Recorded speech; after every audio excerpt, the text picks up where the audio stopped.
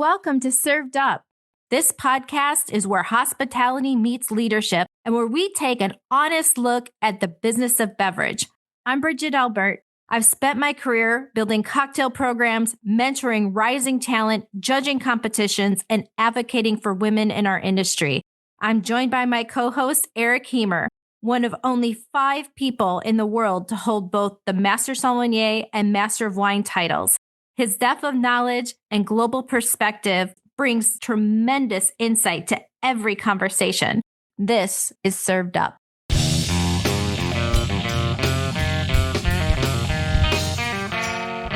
Hey y'all, it's Bridget here. I had the opportunity to chat with my friend Ryan Mills. Ryan has carved out a compelling space in the world of whiskey, pairing sharp expertise with a magnetic presence that draws people into the storytelling behind every bottle. In this interview, he brings both authority and approachability, breaking down the craft while celebrating the culture that makes whiskey so endlessly fascinating. It's a conversation that also highlights not just his success as a brand ambassador and an influencer, but also his genuine ability to connect, educate, and elevate the way we experience spirits. So grab yourself your favorite glass of whiskey and enjoy the show.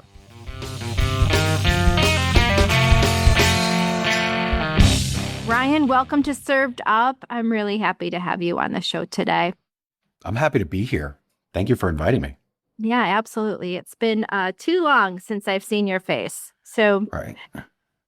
Yeah. I think it's been just under a year. It has been. Yeah. So I hope to see you sometime this year. But in the meantime, Ryan, can you take us back to what was the first whiskey that made you stop and think, there's something deeper here?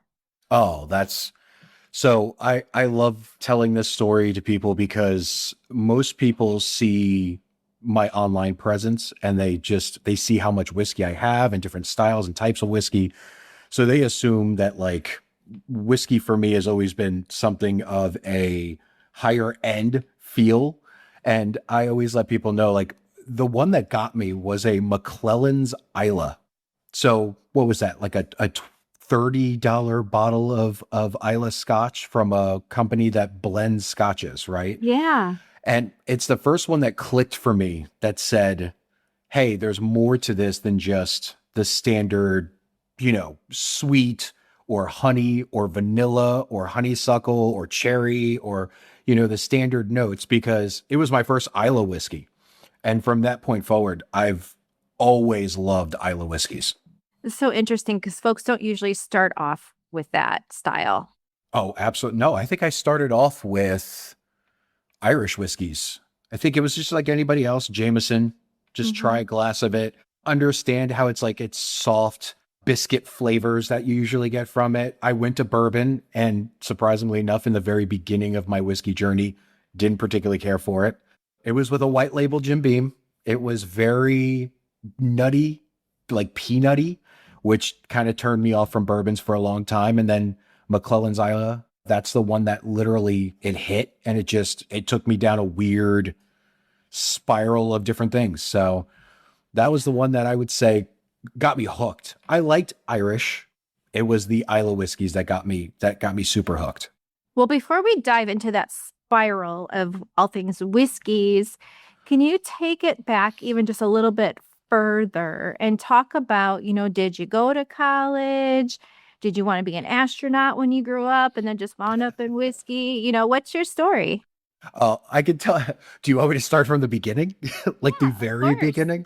Yeah. Well, not from birth, but, wherever it gets interesting. It was September 27th of 1984. No, I'm joking. Here we go. So I've always grown up as a very shy kid.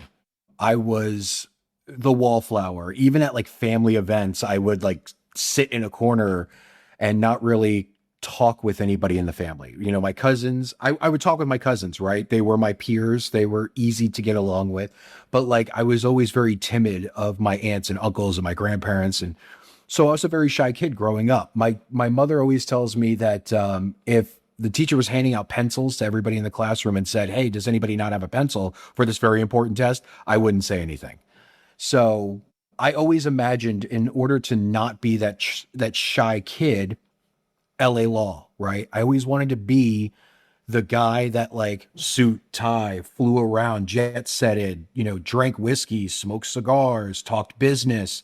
That was a weird aspiration, but it was just to get me out of my shell, right? I wanted to be that to get me out of the shell. So that's where the kind of the whiskey and cigars thing comes from to start. But I was a kid that went to school. I was, let's see, how far deep do I really want to go? I grew up with, the specialty learning disabilities that Mhm. any kid that's my age, I guess, kind of found out late. I went to college. I got my degree in IT. So I have my associate's degree in computer networks and things like that. I wanted to do more computers, but I always had this passion for whiskeys throughout college. I always talked to people about whiskeys, the intricacies, the art, the history, the science behind it all. And people would, to be, at some point in time, they would just tell me to kind of shut up, Ryan. Like, we don't care. Somebody just said bourbon in the corner over there and you had to go on a rant. I was like, welcome to my TED Talk. So surprisingly enough, I continued and continued through my life, enjoying whiskeys, collecting kind of what you see behind me. For those listening, there's a lot of whiskey there. And one day my wife said to me, "Hey, I'm tired of you talking about whiskey. Go find an outlet that can help." And first started off on Facebook, and then started doing videos for TikTok and Instagram, and found a much larger community than, the local societies. So that's kind of where I'm at today. Yeah, it is. It is because you really realize that whiskey wasn't just a hobby, right? It's truly part of Correct. your identity Yeah, it's as Brian. yeah, it tickles all the parts of my brain, as I tell people all the time. It really hits all the, the fun things that I at least find fun. So, yeah. Yeah, it's amazing. Was there a mentor or a distillery visit or like an aha moment that really kind of, helped you along that path Not or really. confirmed, your inkling like this is where I should be? Not so this is the fun part. I've never truly had a situation where I was like locked. It just locked me into a situation, right? I've always been very fluid in my like of whiskey. I would say the closest thing that came to that was an opportunity to kind of go up to Kentucky and tour some of the distilleries there, because, I'm not a person with means. I'm not going to fly out to Scotland to go see some of my favorite distilleries out there. So in Kentucky, I was able to go and visit, the old Barton distillery way before they were able, before they closed doors and didn't let anybody else out on the grounds there. So I wouldn't say it locked me in to the situation. It didn't help me, but it did give me a better understanding as to what things and where things come from. I'll always have kind of a special place too for Barton, for the 1792 in Bardstown, because of that. It was one of the first distilleries I was able to tour. It's where I was able to experience walking into a rick house for the first time. Oh, it's Um, such a good it's moment. Oh, it's I so love that good. moment. It is so good. Matter of fact, what I love doing now is, because I'm a national brand ambassador for Hmm. Luxco. I absolutely love being able to go on the tours with some of the folks that come up and they're doing barrel picks, or they're just coming in for a tour. I'll follow the tour guide around just to watch people's first experience walking into a rick house. Because you see their eyes light up, and then they get the smell and they're like, "Oh, I wish I could bottle this and spray it on me," because it does. It's just that old wood and mash and all of that. Just, it smells so good. But It does. yeah, I guess that would be the first situation, really. I mean, like I said, trying the different whiskeys has always been kind of my goal. I always want to kind of expand my palate by trying different things, not just, scotches, not just Irish, not just Taiwanese or Australian. Like, I want to try all the whiskeys that are out there. And because of that, McClellan's, that's where the ball kind of got rolling. Yeah, you really started with a bold palette, let's say. I would say that didn't turn you off. It did the opposite. Right. And a lot of people too, they get those Islas and they're like, no, I'm good. I don't want any Yeah, no, more of you're this. good. Yeah, yeah. But well, I mean, it's very much in your face, right? You either love it or you absolutely don't. I Oh, think about that absolutely. style. I think a lot of our listeners that, they're from around the world and they might be curious because they've never tasted whiskey before. And so can you, if you really had to explain that whiskey magic to someone who's never tasted it, what would you say? Ooh. So it depends on exactly what you're looking for. But what I always like to liken it to, especially after being out and about and trying different things, it's the right one. It's almost like soul food, right? You Okay. know, when you've been away from like your type of cooking, your style of entree that you like, whether it's grandma's, mom's, dad's, who knows, whoever makes whatever you really like. And then you sit down one day after having all kinds of different foods. You could have had the best steak from the best steakhouse in the entire universe, but you sit down and you have like, I don't know, lasagna made by your grandmother, and you're like, this is where it's at. It may not be the best, but it is something that you truly feel at home with, right? It's your soul food. When you get that first sip of that style of whiskey or that type of whiskey or that bottle, it truly feels like a hug. In the bourbon space, they call that burn the Kentucky hug. But in reality, it's for me, if I go and I sip like an Ardbeg 10, Mm-hmm. it brings me to that space where it's like euphoric, right? Not that I need to drink it all, you know, but like it's like that hug, it's like that welcome home. Yeah. So that's what I tell people all the time is like, if you find a good whiskey, who cares the price? Who cares what price it is? Who cares what the bottle looks like? Who cares the name on the label? Who cares if it's blended or single malt or single barrel or small batch or bottled and bond? If it's a whiskey you enjoy, then enjoy it. Like, who cares? And it could be any flavor out there. It's what fits your palate that you should truly just have fun with. Yeah, I always say like, follow your palate, trust it just because it might not be the number one selling thing. It could be the cheapest thing on the shelf, right? But you're always Right. right if you like it. Exactly. There's so many people out there that love bullet rye. Hmm. And I'm like, I get it. I understand exactly why you like it. It may not be just the palate. It may be the experience you had with it. Is Bullet Right. Rye the most expensive rye whiskey on the market? Absolutely No, not. It's like no. $20. Right, So right. it's what you like. It is what you like. So how much of what we taste is science and how much is storytelling? Ooh, good question. I can't That's a compare really good today. question. So for me, I would say a good 40% of it is probably the science, and 60% of it is probably the history, the backstory, the look, the feel, everything else behind it. You know what I'm saying? Right. That it's one of the reasons why a lot of us in the whiskey world, including yourself and some of the great people we drank with at the ISWC, International Wine and Spirits Competition, IWSC, there we go, is blind tasting, right? Hmm. Because Hmm. you're stripping all the history, the feel, the taste, the everything, or you're stripping out the story behind it, the look of it, your preconceived notions, and you're just tasting the whiskey for the science part of it, right? Yes. The different mash bills or the different washes that they may have came from, and you're just getting down to what the taste is to you. However, in the real world, 100% this was a backstory that I had with this particular bottle of whiskey. This is the cool story that I heard about this particular bottle of whiskey. Look how cool the label is. Look how cool the bottle is. Look at the color on this. I believe that 60% of how you enjoy something is visual, it's tactile, it's what you know about it. Right, right. No, I agree with you. And I think that the stories around so many whiskey bottles are so romantic. Like they just Oh pull yeah, you in and you want to be part of that story.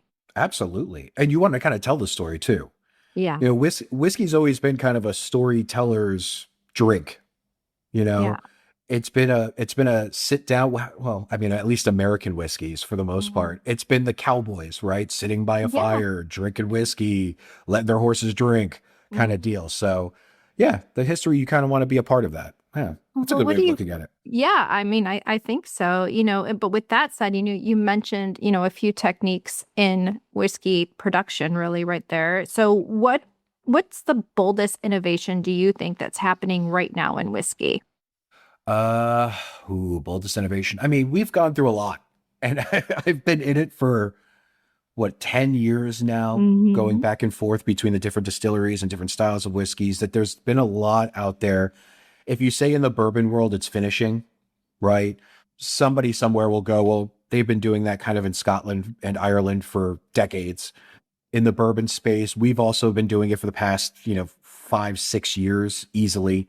I'll say one of the coolest things is reusing back sets. So taking what was in the wash from before, adding it to Hmm. the barrel, allowing that whiskey to kind of not only mature in the barrel itself, but kind of taking that winemaker attitude and allowing the whiskey to also kind of mature, ruminate with the old wash, right? I know Redemption did it. One of the first ones to do it with their Sir Lee. Heaven Hill's doing it now. They're releasing their, what is it, Parker's Heritage with the back sets in it. I think that's kind of innovative. I think there's a lot of brands that should try it, maybe experiment a little bit with it. But that one's the newest thing that comes to mind, at least with American whiskeys, kind of the new innovation. Yeah, and I think it's hard to really to have any sort of innovation when it comes to whiskey. I do, because so many things have been done and so many things are tried and true and so many things just shouldn't be fucked with. I agree. I think though experimenting with things is kind of the passion behind it all, right? Hmm. If you get somebody that is very, or not somebody, but let's say you get a distillery out there that does a really good job with whiskey. Now, if they tune it in, great. I'm Hmm. happy for them. If they get something to the point where everybody loves it, there's nobody that can say an ill word about it, awesome. But I still think you should experiment, because if you don't experiment, you kind of become complacent, right? Now, there are brands out there that are constantly experimenting. That may go a little bit too Yeah, bad in their favor. right, right. But experimentation is just exploring your passion. I was gonna say something and I can't remember what exactly I was gonna say, but I enjoy playing with my whiskey, right? Hmm. Even a customer at home, you don't have to be a distiller, you don't have to be a blender, you don't have to be a part of a major company. You could play with your whiskey at home and experiment by that. Buy yourself a barrel, try a weird finish. Don't do peanut butter, it doesn't work. But play around with your whiskey a little bit. If that experimental thing comes back to me, I'll remind myself to say something. No problem. Can you tell our listeners what your day to day looks like? Oh, my day to day? Your Well, okay. professional day to day. Your professional day to day. So professionally, I am a national brand ambassador for Luxco's brands. So Luxco brands consist of, Rebel, Penelope is one of our big brands, Ezra Brooks, Yellowstone, you name it. As a national brand ambassador, what my job on a day-to-day basis is I literally kind of liaison with our brands team as well as our sales team. And we look at different events across the US to either be a part of, or even as small as going out and doing, for the industry people, they may know what a GSM is. I'll go out and do GSMs with our distributors. Um, General sales meetings for those normal people. there we go. I'm there to help educate. I'm here there to drop knowledge on people. I go into on-premise and off-premise accounts, that's retail stores and bars and restaurants, in order to drop knowledge, help people understand the product they have, because the biggest thing in our industry is sticking out, right? Yeah, When you standing have out. Yeah. when you have all of these bottles on your shelf, or a lot of people know the big name brands because they've been around forever, you need something that kind of helps you stand out. And knowledge, in my opinion, is always going to help you stand out, because if a bartender or a retail worker or an associate of some sort understands your product, then they're more willing to talk about it. So, but we do that. That's what I do. I look for ways of getting out into the market, talking with people. I help a little bit with social media as well. So making videos, making content for the different brands that are out there, talking with their brand managers. There's a lot of things I do as a national brand ambassador that a lot of people are just like, oh, you just go out and talk whiskey with people. Yeah, I wish that was just all my job, but the fun part is what I get to do on the back end, right? With the single barrel releases, I help with people's picks. I get to go up to the distilleries sometimes and help them on premise on the distillery do a pick. We just actually did one at Ross and Squibb this week. Was it this week? Yeah, it was this week. I all my days are messed up. We opened the Penelope room. So I get to do things like that. I get to go out, help people with their whiskey journey. So Yeah, it sounds like such a dream gig for you. it really is. You Like know? people ask me all the time. I literally just hit my 1 year anniversary yesterday. Oh, congratulations. Thank you very much. And people are like, "So you still liking it?" And I'm like, "Yeah, I haven't gotten sick of it yet." Yeah, absolutely. In your experience, especially, you're out there, right? You're nationwide. What separates a good whiskey from just a phenomenal whiskey? Ooh. So for me, that's different. Like I always tell people, you're going to find your fit, right? You're going to find the Yeah. thing that makes it exceptional to you. For me personally, what makes a good whiskey an exceptional whiskey, there's a plethora of things. Like we were talking about before, 60% is kind of the story, is kind of the look, the feel.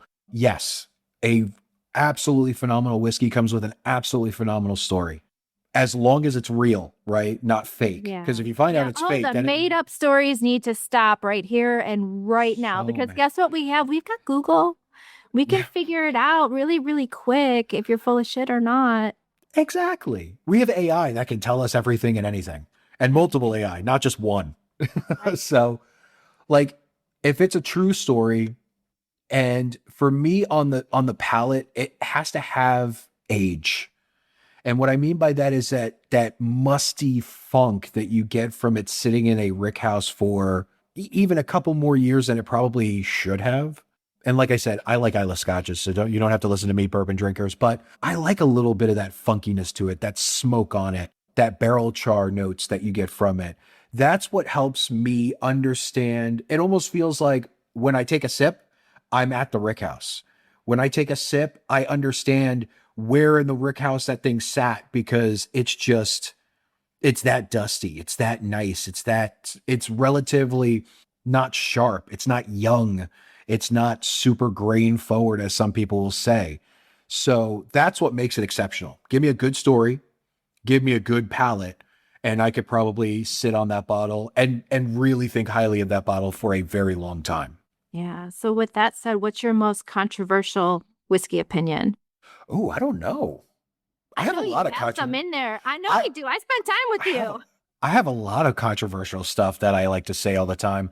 I mean, for me, I'm not a bourbon bro, right? A lot of people assume they look at me, they're like, okay, fat white dude, beard, flat brimmed hat, he's definitely a bourbon bro. I'm really not. When people ask me all the time, like, what's your favorite bottle? I always tell them it's the Ardbeg Black Committee release from like Mm. 2000, I think it's 2019. And they're like, what? I thought you would have said like Pappy. And I'm like, no, actually, if we're talking bourbons, one of my favorite bottles is an old Rip Van Winkle 10 year. It's what originally got me back into bourbon. But I'll take anything from some craft distilleries out there. Old Dominic bottled in, or Old Dominic cash strength from like 3 years ago, an unbelievably good whiskey or bourbon, I should say. So really, all the things that used to be controversial for me, they're now kind of the norm, right? I would rather drink a craft bourbon than drink a high end bourbon from the biggest, animal named distillery on the planet. Sure, Uh, sure. I would rather drink a $35 bottle of decent whiskey than spend my entire life savings on a bottle of somebody's grandpa's recipe. So like, and I don't mess with the secondary system. Like I don't go to the bottle shop websites and try to spend money like thousands of dollars for some guy to ship me a 23-year-old bourbon. Those used to be controversial when you say those things. Nowadays, Yeah, people are yeah. pretty much right on board with it. But Mhm. I like finished whiskeys. I don't care what you think. Like I'm not the guy that's like, if a distillery makes it, then the distillery, it's a proven bourbon or a proven whiskey. I don't care if your distillery makes it. I don't care if you source it. As long as it's good whiskey, Ooh, you then don't who care if you cares? source it. Oh, you are Oh, controversial. I knew it. but like what? I don't. This is the thing. I That really was want a to do. big statement, Ryan, that most people I wouldn't have the balls to say. You know that, right? I- that's fine. I am perfectly fine with saying it. I work for one of the largest sourcers in the sourcing Yeah. distilleries in the world, but that's not the reason why. I've been saying that for years, Yeah, I know right? you have. Yeah. But that's the thing. Like, if so, real, I want to do a video on this too, just for like the Instagram and YouTube spaces. The same people that walk around saying, I won't drink a bourbon if it's not made by the distillery that's on the bottle are the same people that have like Sony TVs, Apple iPhones. Like, you realize that those guys don't make those products. They just put those products together for you. Mhm. So if I buy, I'm looking on the floor right now to see if I can find a source. You know what the best one is? Milam and Green. Mhm. Milam and Green uses 3 to 4 different distilleries from Love multiple them. states Love and them. they blend. Oh, love them We've too. had them on served up. We love them. Oh, that's awesome. Hmm. Plus, I mean, Heather's great. But having all 3 of those blended well together is an art.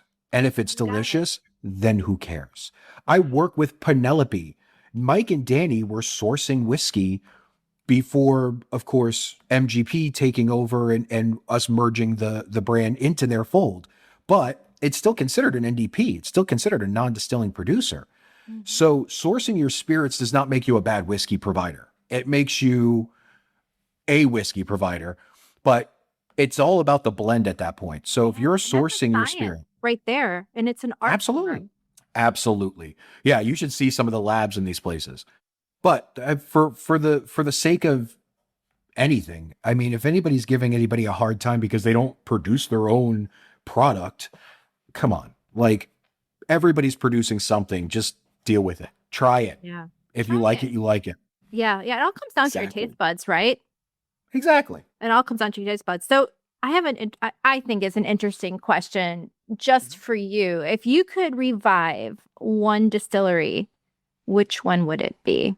Like one closed distillery. Like me personally, if I could revive it. I mean, if you would, one that has is no longer open, which one would you like to see revived? Which Hmm. would it be? I don't know. I'm trying to think of all the distilleries that I know of that have closed at least recently. I mean, there's been a few that have closed recently. Yeah, I don't know. Oh, did I just stump you? You got me stumped on this one You can think of because I it. it's almost like it's a where you have it at the tip of your tongue kind of deal. You understand the question and you're trying to go through your head all the entire list and that becomes too overwhelming, so you just give up. Yes. Like, I'm just trying to think, like, because I mean, everybody's reviving distilleries these days. So it just seems like there's a lot of either old brands coming back, old distilleries coming back. And I can't think of anyone off the top of my head. That's okay. We can come back to it. Or maybe I just stumped you and I'm awesome. Doing that. I mean, that's good too. I would look, I love I'm being just stumped saying. because then I get to think about it later and be like, ooh, that was a really And good then you can question. text me later and you can say, I thought of one. So This is the one I went with. that's what I want. So, then let's shift gears a little bit then. What's the most memorable distillery visit you've ever had and why? Ooh, good question.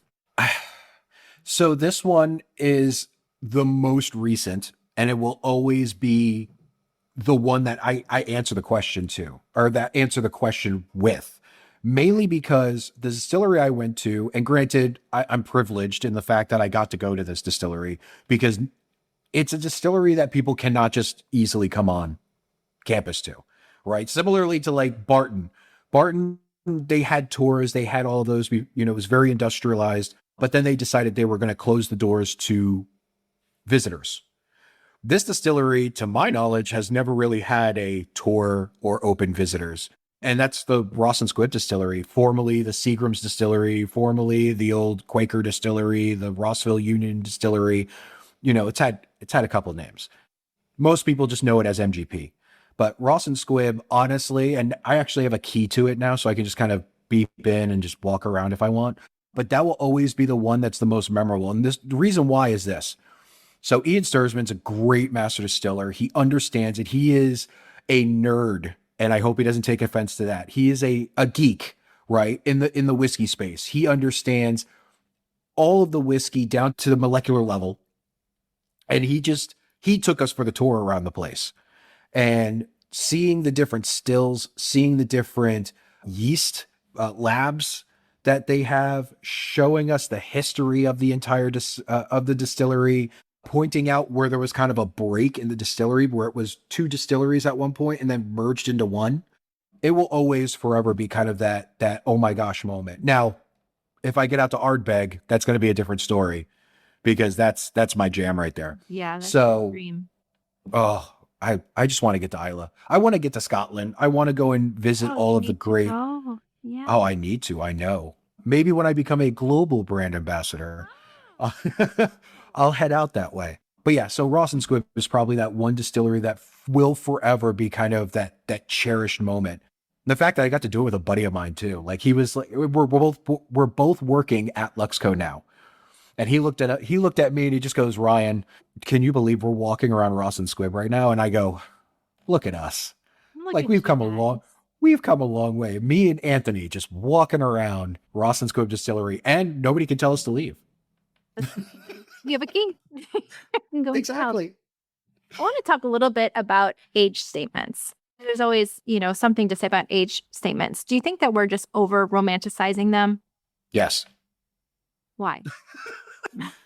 So it's this simple. I think that there's a reason you put an age statement on a bottle. I think if I walked up to two different bottles of whiskey, let's say whiskey A, whiskey B, whiskey C, and those whiskeys were drastically different prices. We're talking one is $39.99, one is $79.99, and one is $300. Yes. And I look at those bottles and I try to understand exactly why without an age statement. Let's say they're all small batches or they're all single barrels. I'm going to need, as a consumer, I need to understand why that one's 300 and this one's 30. Mm. An age statement helps with that. An age statement lets you understand as a consumer why exactly that price is that way. And for most consumers, they need to also kind of understand too, I can produce, 7,000 cases of this or 70,000 cases of this $30 bottle because it's a 4-year age statement. I could produce 10,000 bottles of this or cases of this, let's say 7 to 10-year-old. That's why it's that $70. And the $300 bottle only gets 2,000 cases because of the loss, right? Now, in the grand scheme of things, do some very aged, matured bourbons, wines, whiskeys, beers, sorry, rephrase that one, rums, things like that, spirits, are they better than their younger counterparts? Absolutely. Some are, but not all. So, and I think that's where a lot of people get mixed up. In the single malt world, people get mixed up on, oh, it has to be single malt. In the malt world, in the whiskey malt world. So the older the barrel, the better the whiskey coming out of it. Well, it's not always true. Sometimes you get a 5-year-old or a 7-year-old bourbon that could beat the pants off of a 13-year-old bourbon. You know what I'm saying? So it's just playing around. It's finding your niche, where you're at in your palate and in your age. Yeah, I agree with you, and with that said, because you're out there, right? And you've worked a lot, I know, with the consumer as well. Has there been a reaction from someone to tasting whiskey for the first time that stands out to you? 'Cause I think it's really fun turning people onto this category. So for me, I do this a lot with, everybody, but I get from time to time, I'll get a wife and or a husband that is just there because their wife and or husband is there with them. And they're like, no, I'm good. I have a little cocktail here. I don't really need to try any whiskey. And I'm like, okay, cool. That's no problem. But do me a favor. When you're ready to try a whiskey, when you're ready to try this bourbon or a rye, come back and see me. Because if you try it with any of these other people that are here, they don't know how to do it, right? They don't know how to make it so that it's even a little bit more enjoyable for you. And they're always like, well, why? Why is that? And I'm like, well, here, let's try this. I'm going to just pour a little bit in this glass. Do not shoot it. Take a little bit, put it in your mouth, let it ruminate. It's going to burn. You're going to swallow it. You're going to go, ooh, no, that's gross. That's exactly how I remember it. That's fine. But the first try is never the ultimate tasting. It's never the ultimate try. Try it the second time. Take a larger sip, allow it to ruminate. Try not to take any oxygen into your mouth, breathe through your nose, and then swallow it. Then breathe through your nose, out through your mouth, understand what you're getting, and then the opposite after that. And then they start to realize, oh, why is this so much different than the first time I did it? And it's because most of the people that are new to whiskey, they don't acclimate, right? They just immediately go right in. Most people are just shooting cheap whiskey, Right. not understanding what they're getting. When you're around somebody that's been either in the whiskey world or at least in the industry now, they should be able to help you along with that process. Not just go, here, try this, it's delicious. And you try it, you're like, oh, it's gross. And they're like, oh, well, I don't like you anyway, go away. Yeah. No, well, it's probably gross to you because you've done something slightly off. Let me help you to understand how to get better, have a better experience with it. So most of the time when that happens, it's fun. It almost like renews the tank. It fills your tank back up to go, all right, I could do this for a little bit longer because I'm now introducing somebody to a world that they thought was this, when in reality it's this. Yeah. It's similar to like when I tell people we're not alcoholics. We're literally tasting this stuff. We're not just drinking it to drink it, right? We're drinking it to experience something, and then we're done. We're not drinking the entire bottle. We're having an ounce and then we're done. So it's kind of fun to see their eyes light up, and then their mind starts working like, wait a second. So then all these other things that I've tried, maybe they'll be better if I try it this way, or if I do it this way, or if I maybe take my time with it. So Yeah, I love that. My friend Francesco Lafranconi has always said, we're not drinking, we're learning. it's the best way to say it. Yes. And I think that he's just spot on. I do want to talk to you about, and I know that it's not your expertise, nor is it mine, but it's something that we should talk about, is American single malt, because it is definitely making its mark right now, not only here in America, but on a global stage. And I just want to get your thoughts around this emerging category. Do you think it's something that's lasting? Do you think it's something that sticks? Do you think it's something that can compete with Scotland and Japan and everyone else who has already really established themselves on the world market? I have to say, I love American single malts.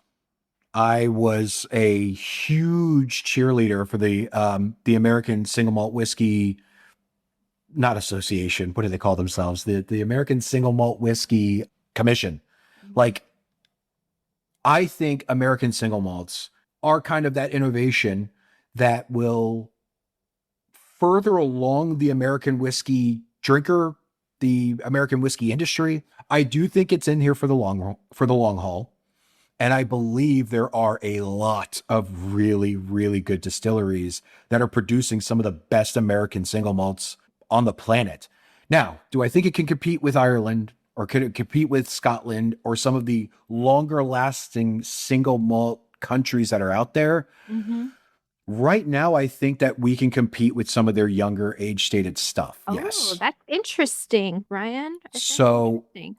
I will put a Garyana Mm-hmm. up against any Macallan any day. And Macallan's good, right? I know a Yeah, lot of Scotch guys are probably like, you said you were a great. Scotch guy. Exactly. Macallan's good Tried and whiskey. true. Exactly.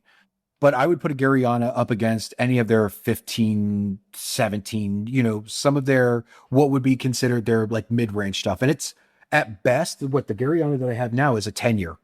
All right.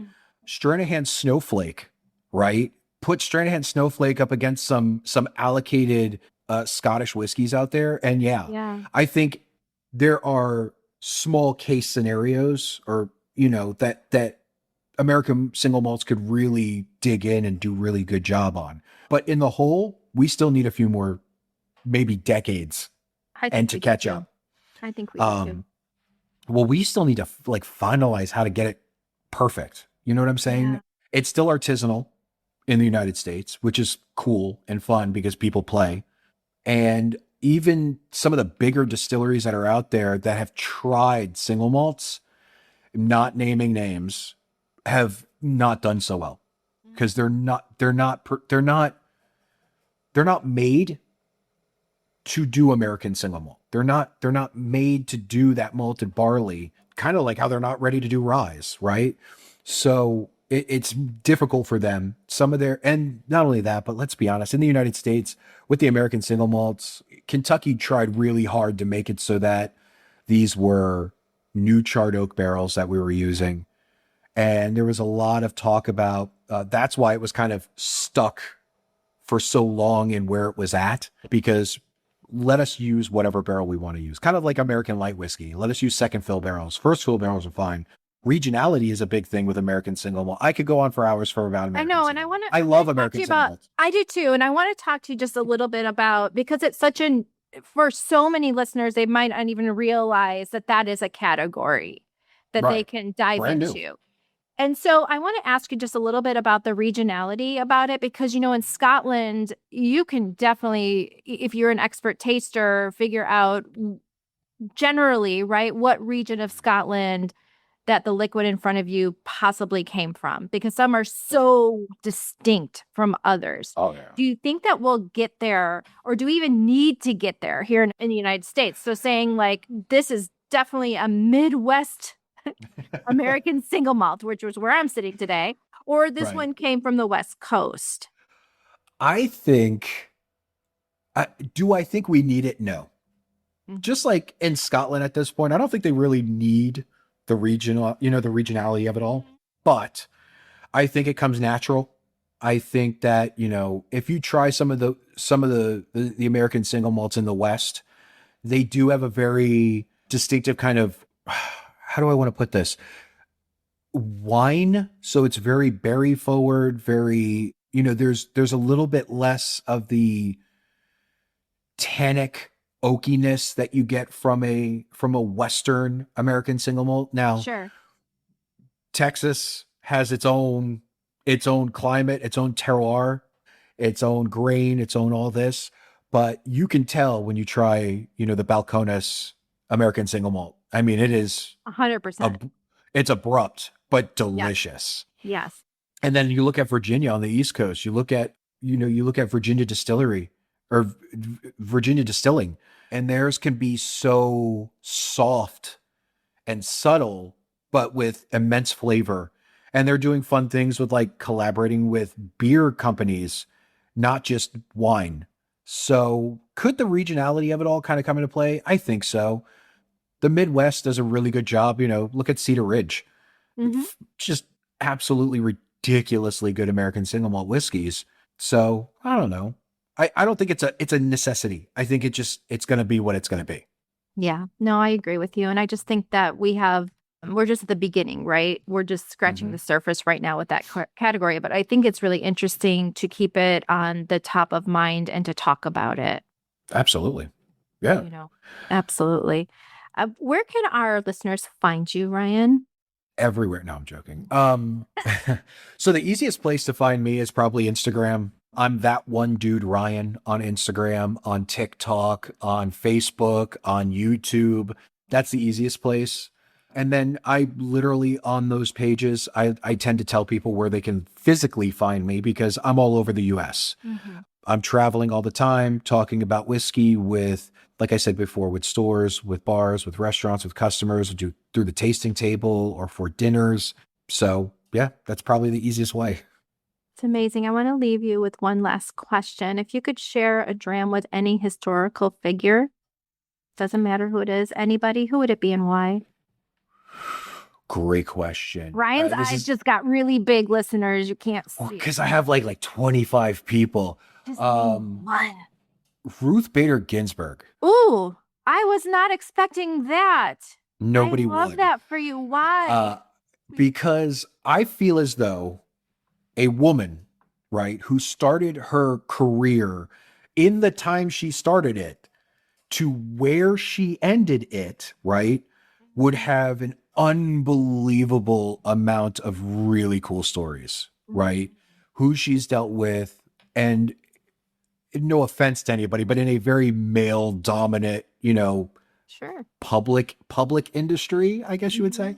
But I mean, you watch, if you've seen the movie, oh my God, I forgot the name of the movie now. But if you watch the movie, I think that only tells a portion of the story. Yeah. And I would love to be able to just kind of sit down and hear the rest of it. Not only that, people are dynamic, right? So there's gonna be awesome questions and awesome stories to try to ask, that kind of go through that. But that's who randomly, like anybody in the world who I would love to be able to have like a dram with, sit down and talk with, would be probably her. Yeah, I love that. I would too, would love that. I think that there's such a bigger story there than that's already been told. Absolutely. So, man, would you come Absolutely. back and chat with me? Yeah. Okay. Would you come back as a guest? Put you Anytime. on the spot. So if you say yes, I'm going to hold you to it. That would be No, absolutely. Anytime. great. No, I love doing these. I love talking with people that I absolutely like talking to. That's the thing. The problem is I like talking to a lot of people until you talk to them and then you're like, oh wait, maybe I don't want to talk to this person. No, good. Well, we're definitely going to have you back because I know that we're just, just seeing just part of your story today. So, with that said, I just want to thank you so much for spending some time with me and sharing your story with our listeners. And I want to wish you just some great health and a lot of peace. Thank you for being on Served Up. No, thank you again for having me on, and same to you guys. Thanks for listening. Served Up is brought to you by Southern Glazers Wine and Spirits. Produced by Zunu.online. Music by We Killed the Lion can be found on Spotify. Make sure to subscribe to be notified of our future Served Up episodes. Cheers.